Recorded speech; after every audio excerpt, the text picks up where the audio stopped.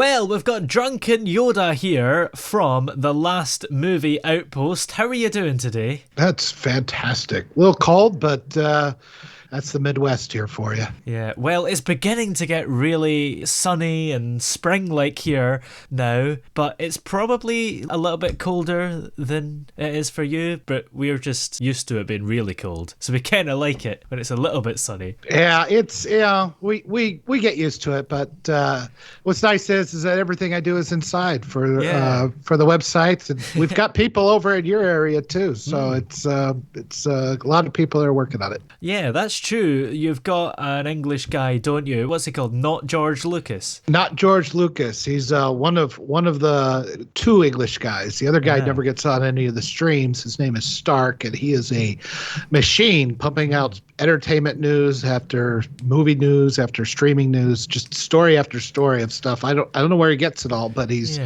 every day he's putting out at least 2 or 3 stories along with the rest of the crew. Is that the guy that does those like how to make a Marvel movie and how to make a B movie kind of videos? That's not George Lucas. Yeah, that's the ones he did.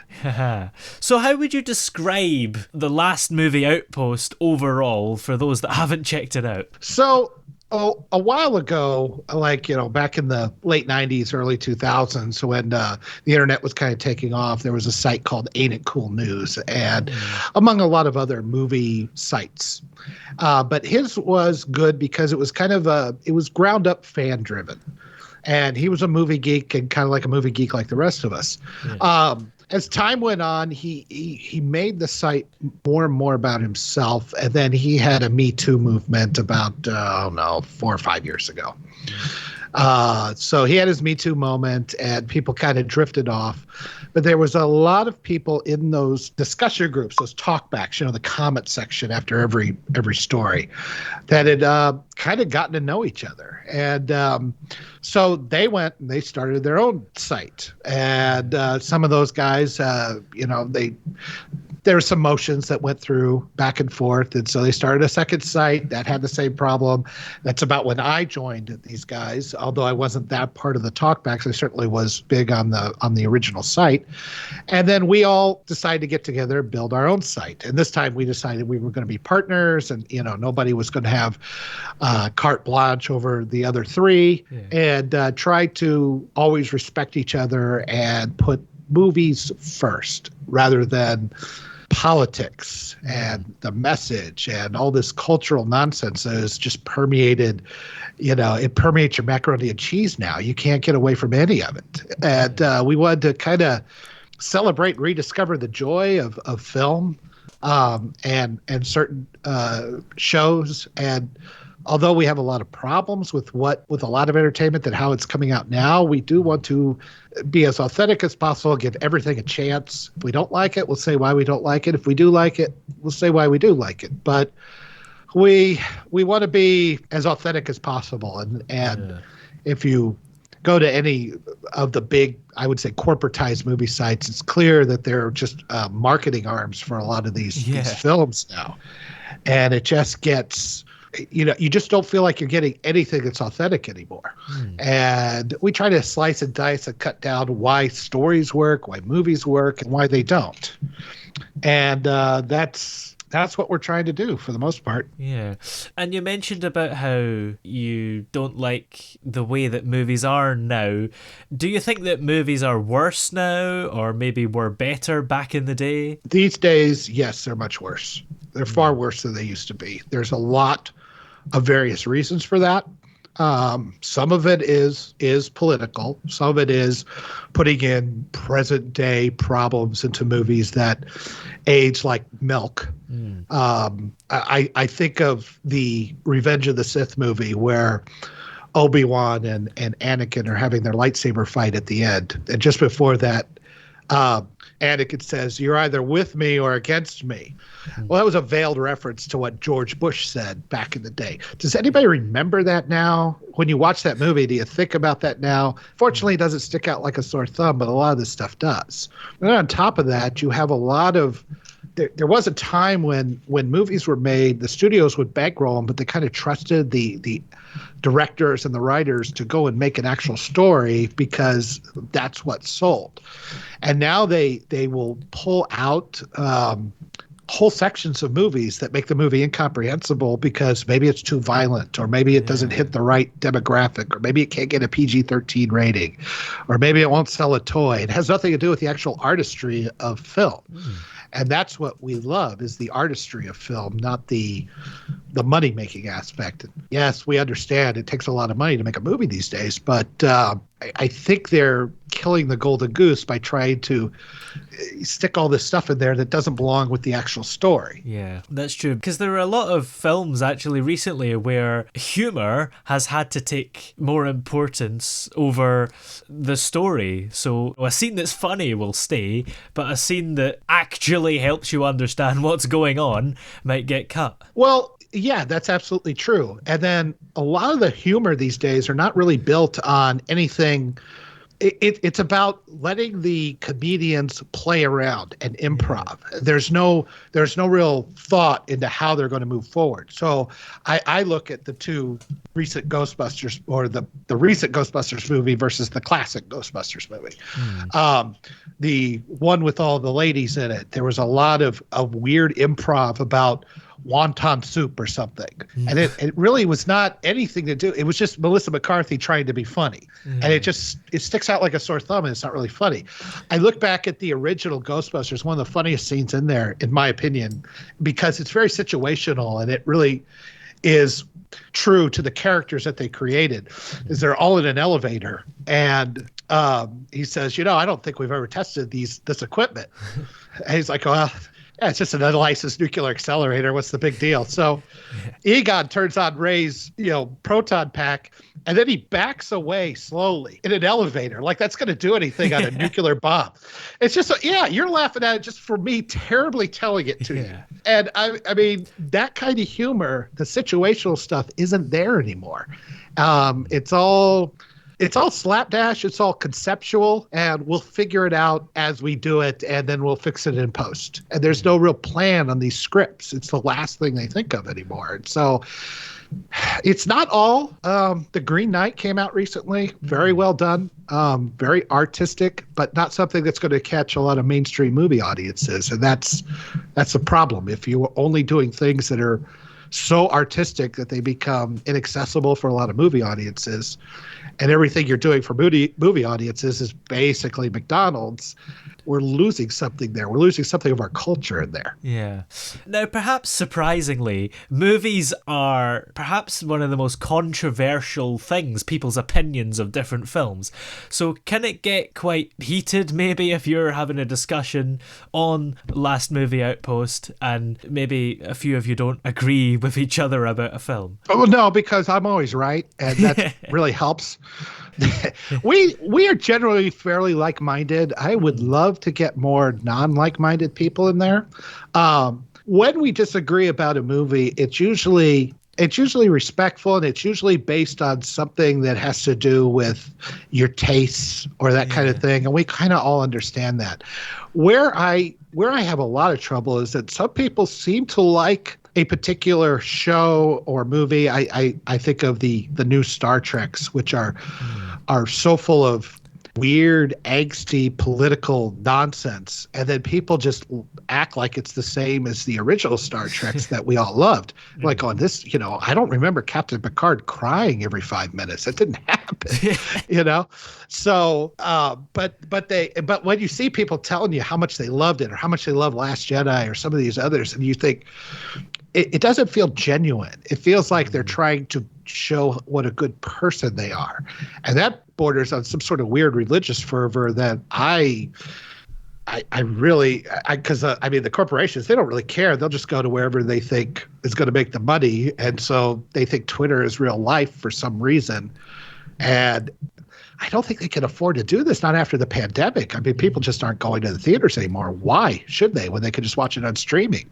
So the whole art form is I'm really afraid of dying, and I just don't want that to happen. Yeah. I mean, what do you think of streaming services? Do you think they're a force for good, or because I guess most movie fans agree that cinema is better, but do you think that there's a time and a place for streaming services still? Yeah, I think well, it's all about the content, isn't it? And yeah, I'll take Netflix. Netflix has done some interesting things with Dave Chappelle and have put out some really interesting documentaries and some really good movies. They've also done some things like that Cuties movie, which actually filmed very underage kids doing some very suggestive things. That was I don't, that kind of stuff. I'm like going, is that good or bad for film? Is that a thing that we want out there? And a streaming service will, especially in this wild west of streaming services, will pick up anything and everything if they think it will get more subscriptions. And unfortunately, I think us as a consumer, we're really bad at, it's like canceling a gym membership. You just forget to do it. Yeah. And so we're not canceling those things like we should when we feel like there's something not good on it. It doesn't even have to be controversial. Maybe we just think the quality is just not good. Yeah. You don't have to go. There was a time you just didn't go to a bad Police Academy movie anymore. You just stopped buying a ticket. It wasn't because you voted a certain way. It just was a bad movie. Yeah. And that's the way it should be. But everything is disrupted now as far as the entertainment industry. And I think we're all just trying to figure out and let it all settle. So I don't know where streaming is going to fit into that. It was kind of nice. It's like, I can just get this streaming service and get these movies I want. But then another streaming service has Indiana Jones, and a third streaming service has Star Trek, and a fourth streaming, and pretty soon you're spending more money than you ever did on cable. So I don't know if that's sustainable or not. Yeah, that's true, because of course there's not just one streaming service. So if you've got all the major ones, then I think in the UK it's about £6 for the cheapest package. So that's a lot of money for loads of streaming platforms every month. It is, and from just a pure economic standpoint, I don't know how much longer Netflix can continue, because all the, we have Paramount Plus now, we have Disney, which bought 20th Century Fox, so they have their own thing. HBO is basically a Warner company. Amazon Prime is buying MGM Studios, and so they're going to have all the James Bonds. And Netflix is losing all these ones that they used to have. So either they have to put out their own original content, which is good, and I don't think there's very much on Netflix that I go, I got to have Netflix because I got to see this series. Whereas the other ones, they do, especially HBO Max. I think it's probably the most quality right now. Disney Plus is great if you want all that original stuff. And you want the Marvel, you want all the stuff for your kids. Paramount and Amazon Prime, and then there's like really niche ones. Like there's one called Shudder, which is nothing but horror movies. And my wife subscribes to one that's just nothing but love movies. Like the Nicholas Sparks streaming service or something. So I don't know. I mean, at some point, especially with inflation and with the economy, when the economy goes bad, I just don't know if they're going to be able to continue the way they are or not. So we'll see. Yeah, that's an interesting thought. Would you support the return of Blockbuster? No. Physical media is just, it's had its day. And so, but there may be a resurgence. There has been a resurgence in vinyl in records. I couldn't believe it when I went to my big Nebraska Furniture Mart over here, which sells, all sorts of electronics. And there's just a whole row of turntables there in various, ornate, looking. They're really nice. And they're selling a whole record section again. I think there is something to saying it's nice to have the physical copies because they can't take that away from you. Whereas, it's really to the point, if you say the wrong thing on Twitter, then maybe your HBO Max decides they don't want you to be a customer anymore. And then what do you do? Or if you bought this stuff online, it's in the cloud. The cloud has a technical problem. And it destroys it all, and you got to prove that you had it all. What do you do? If you have a Blu-ray player, that can't happen. So there's pluses and minuses. The minuses. You got to have all the storage room for all these movies if you're real buff. Yeah, that's true. Yeah, and I'm lazy, I'm just horribly lazy. It's like I'll look through a streaming service if I'll have a hankering for a particular movie, and I'll look through a streaming service and I can't find it, then I won't watch it, even though I own it. It's right there. It's on the shelf. Just get up, put it down. I'm lazy. Yeah, I think that is actually a really common thing. Even if the DVD is literally in your hand, it's so much easier just to pick up the remote and flick through and find it. Yeah, or find it on your phone or something like that. But no, that shelf is hundreds of millimeters away. I can't be bothered to get it. Oh, I got to turn the TV to video too. Yeah. I don't even know how to do that anymore. The hell with it. That's how lazy we've become. Yeah. I think even further than that, people who've got the DVD have actually purchased it online on like YouTube or whatever to watch. Yeah, you can buy it and then they give you a digital copy with it. So the thing just sits there still wrapped in the original cellophane. So I haven't bought a physical one in a while, and a lot of that's something the guys give me trouble about, because they're like, hey, you better get the physical copies. You don't want to be built, and they may be right, but I don't know. I like the convenience of being able to watch it right on my on whatever device I have. So well, here we go then. Who are your favorite actors and directors and movies in general of all time? Of all time, well, I think that Star Wars is what got me into being such a movie buff. It was the first one that I actually saw behind the scenes stuff on. Yeah, and really kind of got a better understanding of how they did, because I was like 7 when it came out, and not that I want to tell anybody my age, but so I really, the original Star Wars trilogy probably is always going to be near and dear to my heart, but I have a huge love for so many different types of movies. And if you say, well, what's your favorite horror movie? I'm going to say probably The Thing or Texas Chainsaw Massacre, because there's more to it than just a guy running around with a chainsaw. I'm going to say sci-fi. Probably going to start talking about Star Trek or Blade Runner. A lot of the 80s stuff is really good. I have a real affinity for various different types of movie score composers, John Williams and James Horner, and guys that make the music that they don't do anymore. You ask me what's wrong with today's movies. I mean, nobody makes a theme anymore. You got the Avengers theme. You could probably hum that. You could certainly hum Indiana Jones, Superman, Star Wars. You know those themes, even the Harry Potter theme. But you'll go to a movie now and it's just musical atmosphere. It's just supposed to be noise, kind of musical noise, but there's no theme to it. So that bothers me about today's movies. I miss that a lot.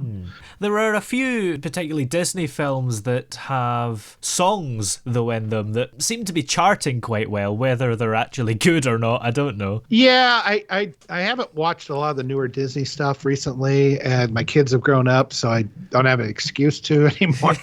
And quite frankly, the site keeps me busy between that and my day job, that I'm just trying to watch the things that I can get to in between, making YouTube videos, dissecting the movies that I loved and things like that. Yeah.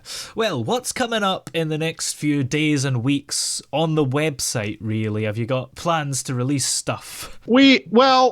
We're always coming, I don't keep track enough of what the other guy's doing, but there's always somebody that's going to be coming up with some behind the scenes article that's usually very long and very in depth, and it goes into some great movies. I also run the YouTube channel, got a couple guys on there. We do a weekly streaming, and then I'm doing an overlooked video on the movie City Slickers, which is very near and dear to my heart. My overlooked series is basically movies that are not classics necessarily. They're very solid or bordering on classics, but it's not one that people talk about. Like they talk about a Star Wars, they talk about a Ghostbusters or something like that, or a Godfather, but they may not talk about these movies. I found that the channels on YouTube, they either like to talk about these really, really awesome movies, these classics, or these big things that everybody's talking about, or they talk about these really bad movies like The Room. Oh, yeah. Lisa, oh, hi, Mark. Or Troll 2 or stuff like that. And nobody's really talking about something like City Slickers or The Ref or Punch Drunk Love. I think really good movie. There's a lot of these movies that kind of fly under the radar that are really solid watches, and I'm trying to bring that back into the spotlight, because I think they deserve another watch. Yeah, definitely. Well, where can we check out the website and the YouTube channel? Well, I mean, I guess the YouTube channel's on YouTube. It is, weirdly enough. We wanted to put it on Facebook, but they said no. Oh. So we had to put it on YouTube because it was a YouTube channel. Yeah. We are lastmovieoutpost.com. We like to say we are the cool news now. So you can find us all there. We have all the links to all our different social sites. We have a Facebook page. I think it's /Last Movie Outpost. And of course, the YouTube. If you just search for Last Movie Outpost, you'll find us. Subscribe.